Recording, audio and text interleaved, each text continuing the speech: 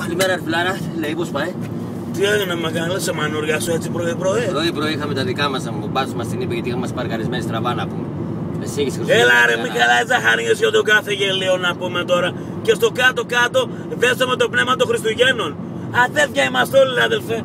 Ξέχασε το, αδέλφια είμαστε να πούμε.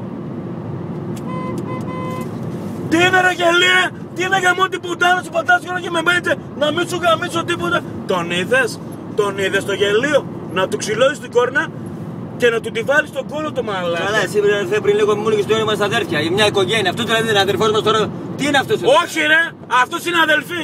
Αδερφή είναι. Ναι. Ωραία, πώς ξέρω. Last Christmas I gave you. Όπα, εδώ λίγο πιο κάτω, όπου σε βολέψει. Άφησε με έτσι, όπου σε βολέψει πιο κάτω λίγο. Δεν με βολεύει εδώ, θα σε αφήσω 800 μέτρα πιο κάτω. 800 μέτρα πιο κάτω δεν το κάνω. Το σπίτι μου εδώ δίπλα είναι. Εδώ πιο κάτω σταμάτησε παρακαλώ. Τι 800 μέτρα?